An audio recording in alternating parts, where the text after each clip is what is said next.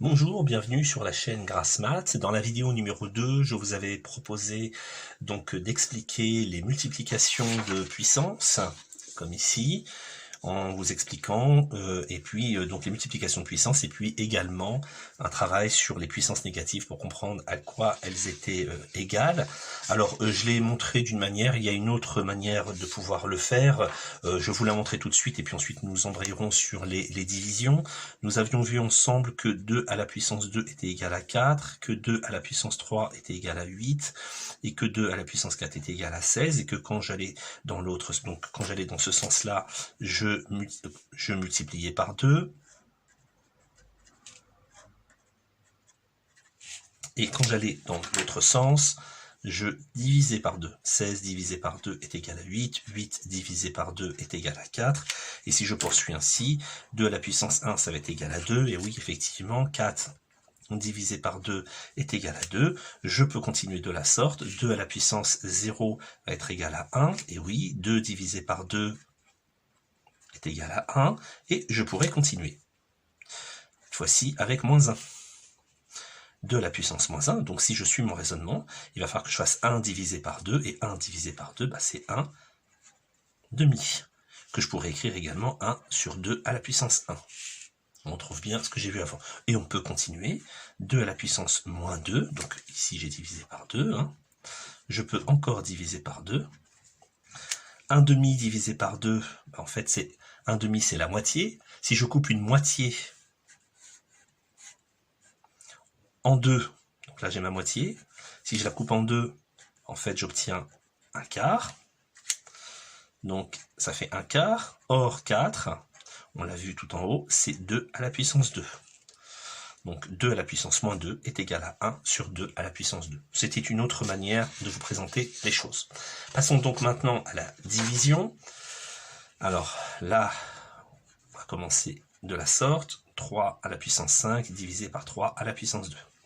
3 à la puissance 5, bah, c'est ni plus ni moins que 3 multiplié par 3, multiplié par 3, multiplié par 3, multiplié par 3, divisé par 3, multiplié par 3. Alors, on a une division ici, je peux donc ici simplifier, 3 divisé par 3, ça fait 1.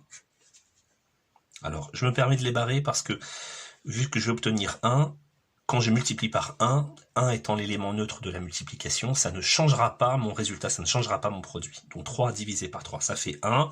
Multiplication par 1 ne changera rien. 3 divisé par 3, là encore je peux simplifier, ça va me donner 1. Il me reste donc 3 multiplié par 3 multiplié par 3, c'est-à-dire 3 à la puissance 3.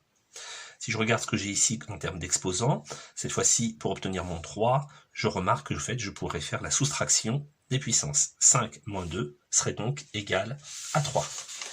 On peut prendre ainsi d'autres exemples. 7 à la puissance 4 sur 7 à la puissance 3. 7 multiplié par 7, multiplié par 7, multiplié par 7, divisé par 7, multiplié par 7, multiplié par 7. Je simplifie, 7 divisé par 7, ça nous donne 1, 7 divisé par 7, ça nous donne 1, 7 divisé par 7, ça nous donne 1, 7 fois 1, 7, fois 1, 7, fois 1, 7, c'est bien 1 est bien l'élément neutre de la multiplication, j'ai donc bien 7, et j'ai donc bien 7, et quand je regarde les puissances, 4 moins 3, ça fait 1, 7 à la puissance 1, c'est donc égal à 7. On a donc quelque chose qui fonctionne assez bien. Voyons voir comment ça va se passer dans le cas des puissances négatives. Prenons un exemple, 4 à la puissance 5 divisé par 4 à la puissance moins 2. Nous avions vu donc dans les exemples précédents, en fait ici j'ai 4 à la puissance 5 divisé par 4 à la puissance moins 2 que je pourrais écrire 1 sur 4 à la puissance moins 2.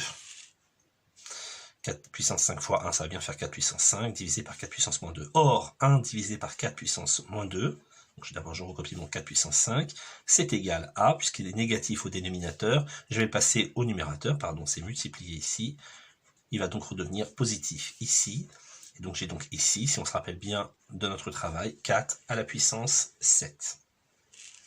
Je pourrais en faire de même avec une puissance négative au numérateur, J'ai donc ici 3 à la puissance moins 7 multiplié par 1 sur 3 à la puissance 2. J'ai une puissance négative ici au numérateur. Je vais donc, en la passant au dénominateur, obtenir une puissance positive. 3 puissance moins 7 est égal à 1 sur 3 puissance 7, que je continue de multiplier par 1 sur 3 à la puissance 2. 1 multiplié par 1 est égal à 1. 3 puissance 7 multiplié par 3 puissance 2 égale à 3 puissance 9, que je pourrais aussi écrire si je le souhaitais, 3 à la puissance moins 9. Mais en général, on préfère garder les puissances positives. On a donc ici, on pourrait donc généraliser les choses. Vous remarquez effectivement qu'à chaque fois, j'avais le même nombre ici, 4 ou 3 ou 7. Et donc, vu que j'avais le même nombre, on pourrait le faire pour n'importe quel nombre. N'importe quel nombre, je peux donc l'écrire sous la forme de la lettre d'une lettre, A, et donc je mettrai A ici.